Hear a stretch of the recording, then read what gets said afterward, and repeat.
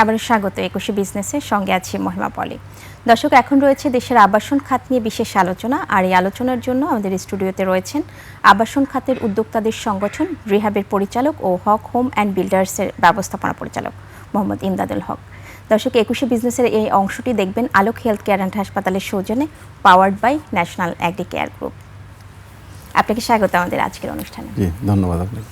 জি, আমরা বলছিলাম আবাসন খাত নিয়ে আজকে আলোচনা করব, যেহেতু তো শুরুতে আসলে জানতে চাইবো যে এই খাতের বিস্তারিত, যেহেতু আমাদের ন্যাশনাল জিডিপিতে অনেক বড় একটা ভূমিকা রাখছে এই খাতটি।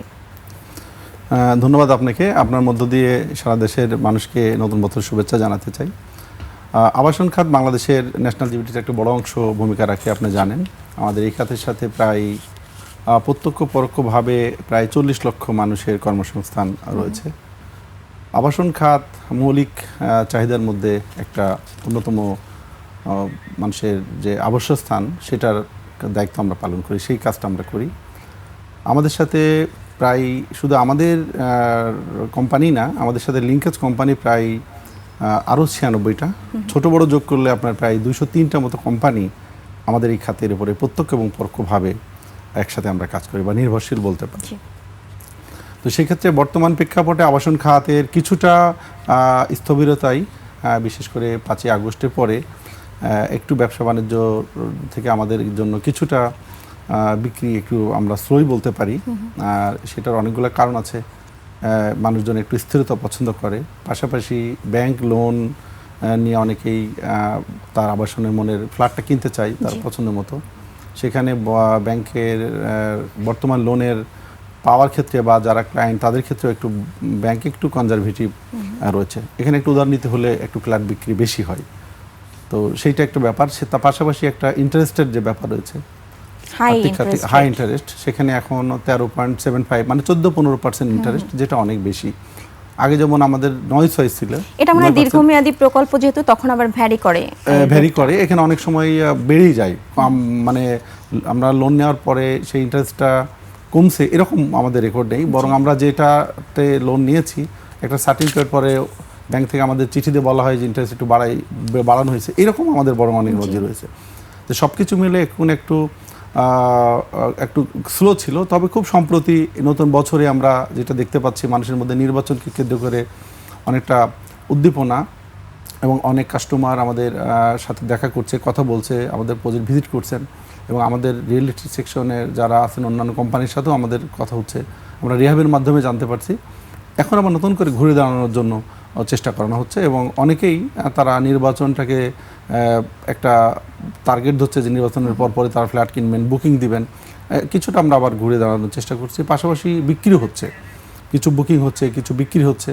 তো সব কিছু মিলে তুলনামূলক যে জায়গায় আমরা স্থির হয়েছিলাম সেটা এখন সামনের দিকে সুন্দরভাবে আগাচ্ছে। আমরা আশা করছি নতুন বছরে আমরা ভালো করতে পারবো ইনশাআল্লাহ। বিশেষ করে এই বছর সম্প্রতি শেষ হওয়া রিহাব ফেয়ারে আমরা ভালো একটা রেসপন্স পেয়েছি বোধহয়। রিহাব ফেয়ার হলো, আপনি জানেন, আমরা রিহাবে যে ডিসেম্বরের যে চিনমতি ওখানে করলাম, সেখানে ব্যাপক সাড়া ছিল। সেখানে অনেক মানুষজন সেখানে গিয়েছেন, একই ছাদের নিচে অনেকগুলো ফ্ল্যাট দেখার তারা সুযোগ পায়। এগুলো দেখে তারা একটা সিদ্ধান্ত নিতে পারেন, এবং আলটিমেটলি হয় কি যে আমরা রিহাব ফেয়ার থেকে আমরা অনেকগুলো ক্লায়েন্ট যারা নিতে চান ওনাদের সাথে আমরা একটা ইন্টিমেসি হয়ে থাকে। তাদের মোবাইল নাম্বারগুলো আমাদের মার্কেটিং ডিপার্টমেন্টে থাকে। এগুলো আস্তে আস্তে এখন আমরা ফলো আপ করি, এবং তারা কিন্তু বেশ ভালো রকমের সাড়া পাওয়া যায়। এটা একটা আমাদের বিক্রির জন্য একটা বড় ধরনের প্রচারের কাজ করে থাকে। যে আসবো একটু অন্য প্রসঙ্গে, আসলে যেমনটা স্ট্যাটিস্টিক্স বলছে যে বর্তমানে ফ্ল্যাটের চাহিদা কিছুটা কমেছে, অর্থাৎ বিক্রি কিছুটা কমেছে। সেটা যদি আমি একটু পার্সেন্টেজটা বলি, সেটা হচ্ছে মাঝারি ফ্ল্যাট সাইজ বিক্রি কমেছে প্রায় 15 থেকে 25% মতো, এবং লাক্সারিয়াস ফ্ল্যাট বিক্রি কমেছে প্রায় 50% মতো। এটা একটা বিষয়। এটা আসলে কেন? আসলে আপনি জানেন যে ফ্ল্যাট আমরা দুই রকমই আসলে হয়। ফ্ল্যাট তো প্রত্যেকটা মানুষেরই একটা মাথা গোঁজার ঠাঁই এটা দরকার হয়। তো সেক্ষেত্রে আমরা সবসময় মধ্যবিত্ত এবং একটু নিম্ন মধ্যবিত্ত মানুষের ফ্ল্যাটের চাহিদা সংখ্যা সবসময় একটু বেশি থাকে। আর বিলাস ফ্ল্যাট যারা নেন, একটু বড় মাপের ফ্ল্যাট, দেখা যাচ্ছে যে তাদের আলটিমেট একটা সেটেলমেন্ট থেকেই থাকে, এবং এইরকম পার্সেন্টেজের সংখ্যাটা সবসময় কম থাকে। যদি আমরা 10টার আপনাকে উদাহরণ দিয়ে বলি, যে 10টার মধ্যে তো আমাদের বড় ফ্ল্যাটের ক্রেতা থাকে মনে করেন যে 3 জন বা 4 জন, আর 60% 6 জন থাকবে আমাদের মাঝারি লেভেলের অন এভারেজ ফ্ল্যাটের জন্য। তো সেক্ষেত্রে এখন যেহেতু আমি যেটা আগেই বললাম আপনাকে যে 5ই আগস্টের পরে সবাই একটু গোসল ছিল, এখন আবার নতুন করে কিন্তু বেশ ভালো ধরনের বিক্রি হচ্ছে এবং সব কোম্পানিতেই ফ্ল্যাট বিক্রির সংখ্যা অনেক বাড়ছে। বিশেষ করে 25-এ আমরা বেশ বেশ ভালো অবস্থানে আছি আলহামদুলিল্লাহ, যেটা আমরা 26-এ ভালো অবস্থায় আছি আমরা, যেটা আমরা 25-এ ছিলাম না।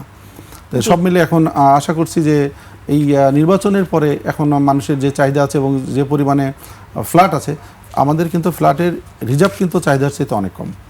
জি, আপনি যেটা বলছিলেন যখন আপনার সাথে আমার অফেয়ারে কথা হচ্ছিল, আপনি বলছিলেন যে ফ্ল্যাটটা আসলে এখন বিলাসিতা না, এটা আসলে প্রয়োজন, মানুষের মাথা গোজার জন্য ফ্ল্যাটটা অনেক বেশি দরকার।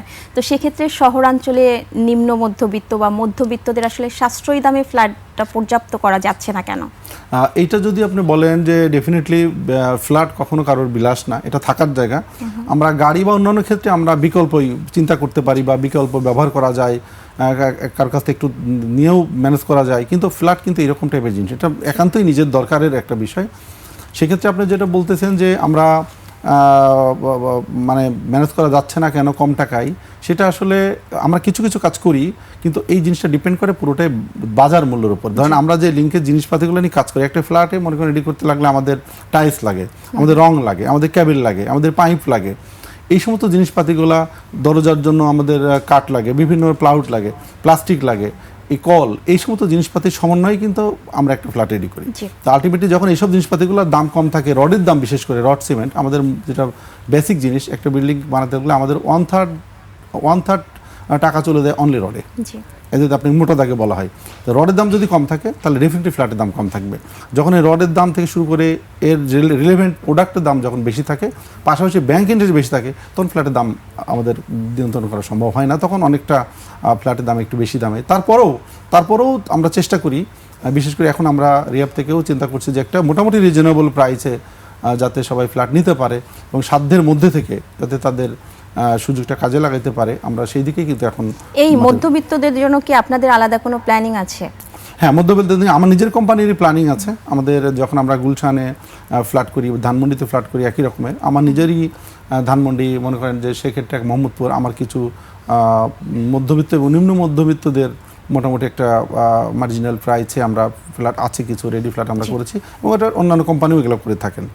জি, আসবো একটু অন্য প্রসঙ্গে। আপনি যেমনটা বলছিলেন যে আসলে এই মুহূর্তে এই যে এই খাতের ডেভেলপিংয়ের পেছনে এই যে ব্যাংক ঋণটা অনেক বড় একটা বাধা হয়ে দাঁড়িয়েছে। তো এই যে আবাসন খাতে বিনিয়োগের জন্য প্রয়োজনীয় ব্যাংক ঋণের সুবিধা, এটা কি আসলে পর্যাপ্ত? এটা যদি বলেন আমরা আগে পর্যাপ্তই পেয়েছি, এখন একটু পর্যাপ্ত পাচ্ছি না। ব্যাংক আরেকটু উদারনীতি হওয়া উচিত দরকার, কারণ আমরা যখন একটা বিল্ডিং বানাই, আপনি জানেন একটা বিল্ডিং বানাতে অনেক টাকার প্রয়োজন হয়, আর যারা ক্রেতা ওনারা সবসময় রেডি ফ্ল্যাটটার দিকেই বেশি পছন্দ করেন। তো যার কারণে একটা আমরা উদ্যোক্তা হিসেবে যখন একটা বিল্ডিং বানাতে চাই, তখন যদি ব্যাংকের সহযোগিতাটা আমরা পাই, তাহলে আমরা বিল্ডিংটা কিন্তু খুব দ্রুত সময়ের মধ্যে বানিয়ে ফেলতে পারি এবং যারা ফ্ল্যাট কিনবেন তখন তারা ফ্ল্যাটটা কিনে খুব সহজেই ফ্ল্যাটে উঠে যেতে পারেন। আরেকটা বিষয় হচ্ছে যারা হোম লোনের ব্যবস্থা থাকলে বোধহয় ক্রেতার জন্য একটু ভালো হয়। ক্রেতার জন্য ভালো হয়। এখন এই জায়গায় একটা বর্তমান ইন্টারিম গভর্নমেন্টকে আমরা একটা ধন্যবাদ, বিশেষ করে গভর্নর মহোদয় এবং অর্থ উপদেষ্টাকে আমি আপনার এই লাইভ প্রোগ্রামের মাধ্যমে একটা স্পেশালি থ্যাংক ইউ দিতে চাই আমাদের রিহাবের পক্ষ থেকে এবং সকল মানুষের পক্ষ থেকে। এই কারণে যে আমাদের এই ফ্ল্যাট লোনটা ছিল, কিন্তু সিলিং ছিল মাত্র 2 কোটি টাকা। সেটা হয়তো আপনি জানেন যে মাত্র 1 মাসও এখন হয়নি, কিছুদিন আগেই একটা নতুন আইন হয়েছে বাংলাদেশ ব্যাংকের, যেটা ফ্ল্যাট কেনার ক্ষেত্রে 2 থেকে 4 কোটি টাকা পর্যন্ত নিতে পারবে। তো সেই ক্ষেত্রে এখন যারা একটু বড় ফ্ল্যাট নিতে চাই, যে সমস্ত না একটু বিলাস ফ্ল্যাট নিতে চাই, তাদের পক্ষে এটা সম্ভব হবে, কিন্তু 2 কোটি টাকা খুবই কম ছিল সময়ের সাথে। তো এই ক্ষেত্রে একটু ব্যাংক কিছুটা উদারনীতি আসছে, এটা আমাদের জন্য সাধুবাদ। আমরা চাইবো সাথে সাথে যদি যারা ফ্ল্যাট কিনবে তাদেরকে একটু সহজ শর্তে ঋণ দেওয়া যায়, কারণ ফ্ল্যাট লোন একটা সিকিউরড লোন, কারণ যারা ফ্ল্যাট লোন কেনে এটা খুবই সিকিউরড লোন এবং ফ্ল্যাট ইনভেস্টমেন্টের সিকিউরড, কারণ এখানে ব্যাংকের টাকা নিয়ে আমরা ওখানেই বিল্ডিং বানাই, ওইটা ওখানেই থাকে। সুতরাং দিনে দিনে প্রথমে যে অবস্থা থাকে প্রজেক্টে, যত দিন যায় প্রজেক্টের ভ্যালু বাড়তে থাকে। জি, আরেকটা বিষয়, Bangladesh house building finance corporation এবং অন্যান্য যে আর্থিক প্রতিষ্ঠানগুলো রয়েছে তাদের ভূমিকাটা আসলে কতটা?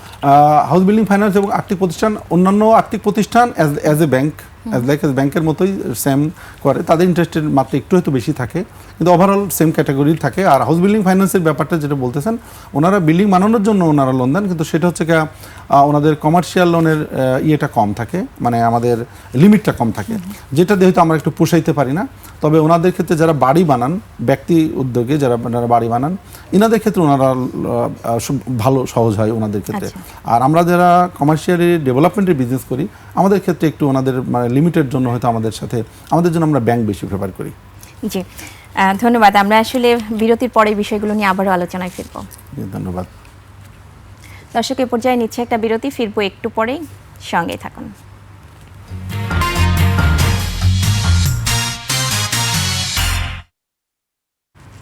আবারও স্বাগত 21শে বিজনেসের, সঙ্গে আছি মহিমা পলি। দর্শক, বিরতির আগে আবাসন খাত নিয়ে কথা বলছিলাম।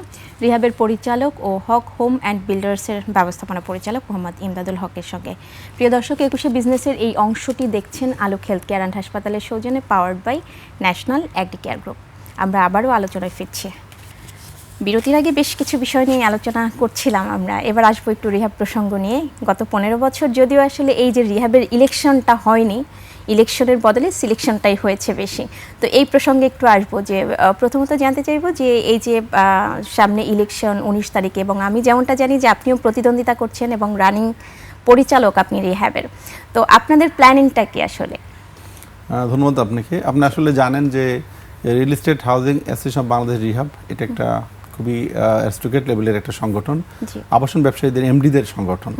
তো এখানে আসলে আমরা যে সংগঠনের নির্বাচনটা, এটা গত অনেক দিনই হয়নি সঠিক। তারপরে আমরা গত বছর 24 সালের ফেব্রুয়ারি মাসে আমরা প্রথম নির্বাচন হয়েছে একটা সুন্দরভাবে। সেই নির্বাচনে আমরা বিপুলভাবে প্যানেল জয় করে আমরা ছিলাম।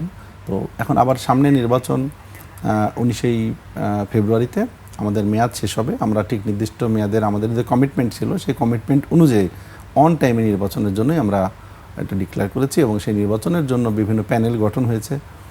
যারা নির্বাচন করবে তাদেরকে আমি ব্যক্তিগতভাবেও সাধুবাদ জানাচ্ছি, এবং প্রত্যেকেই সুন্দরভাবে একটা নির্বাচন হলে কি হয়, সাধারণ যারা রিহাবের মেম্বার, মানে প্রত্যেকটা কোম্পানির এমডি, এনাদের সম্মানের জায়গাটা বৃদ্ধি পায়, মূল্যায়নের জায়গাটা বৃদ্ধি পায়।